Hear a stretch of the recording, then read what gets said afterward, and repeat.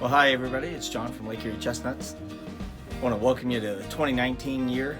We're going to try some new things here. We're going to try a little bit of green screen, see if we can mess some things up.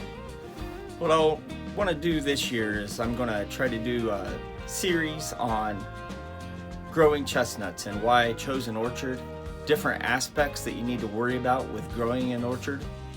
If you've been following my progress, you know I'm not an expert. I'm a novice who studied quite a bit about chestnuts, but I'm definitely a novice. I just produced my first chestnuts in the fall of 2018, in the 4th year of my orchard being in the ground. We're going to discuss multiple avenues of this. We're going to discuss why I got into chestnuts, why I chose them. Then we're going to discuss the different varieties of chestnuts that are out there. We'll discuss some of the pluses and minuses of the different varieties that are there. It won't be a comprehensive list, but it'll be a good list for you to start from. Then we'll discuss how do you go about laying out an orchard. I'll discuss how I did it. I'll discuss how other people have suggested you do it, but there's no right or wrong way. It's just how I did it and me sharing that experience in a way that has worked for me, and you can take some of those pieces and use it for your own ideas, or you can abandon it and use your own ideas. There's no right or wrong. Then we'll discuss different ways to get your chestnuts, whether you purchase seeds, seedlings, whether you use a bare root, whether you grow your own, whether you buy from somebody, the pluses and minuses of that, and some of that depends on where you're from. Then we'll move into setting up your orchard, maintaining it, fertilizing it, and then production, picking. How do you sell your harvest? Do you go local? Do you go more broadly? Do you sell to a co-op? Do you do U-pick? Do you sell individual seed nuts? Those are all considerations that you put in this. And we'll do this in a several part series, and we'll start this with how I got into chestnuts.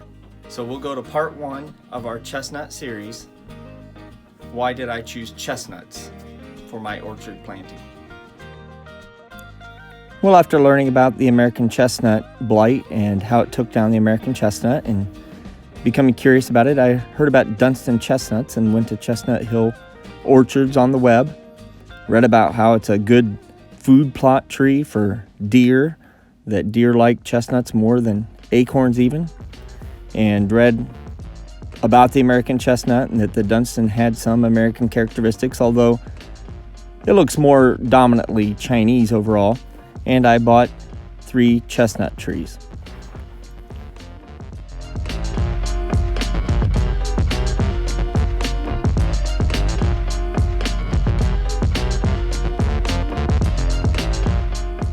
So why did I choose a chestnut orchard? Number 1, it's less work. Maybe. It seems to be less work than apples. You know, you have to spray them multiple times a year. You have to have certain rootstock. You have to have certain varieties. You have to prevent multiple pests. And there are lots of maintenance, top working and so forth. Chestnuts don't require that. Number 2, there's a relatively short production season. Well, that's true of many annual crops that produce, perennially, I guess is how I should describe that. Most chestnuts will dump over a 2 or 3 week period, and you can pick up the crops. And then number 3, it's not that common of a tree to grow. So I thought I would have something unique. It could potentially fill a niche in the area. There's no other chestnut orchards in the area that I'm aware of. There are people that have chestnuts, but nobody that I know of that is formally growing an orchard. And of course, the chestnuts taste great.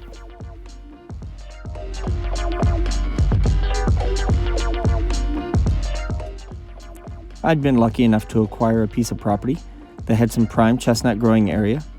I did some soil analysis through the Penn State Soil Lab and found that my pH was well below 7, which is neutral, and chestnuts like an acidic pH.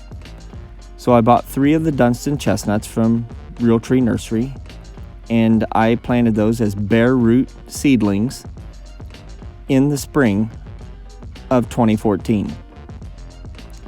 This was my sample crop. I was going to give it a year or two, see how they grew.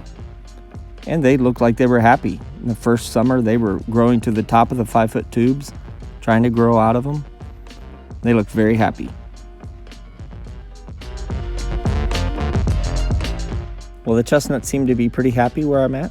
So I read a lot about the chestnuts from a University of Missouri publication that you can see here and follow the website, and ultimately purchased 100 Chinese chestnut and hybrid type seedlings from Empire Chestnuts in Ohio.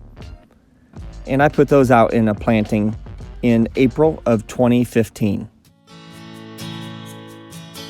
Hope you enjoy the series. Should be fun to see your guys' comments. I'm open to positives, negatives. I'm still in flux here. I'm happy to change some things if I'm persuaded by evidence or knowledge. So please feel free to comment. Thank you.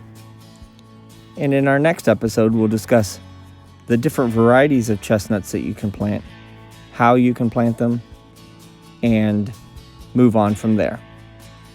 Hope you enjoyed this first installment of How to Grow a Chestnut Orchard.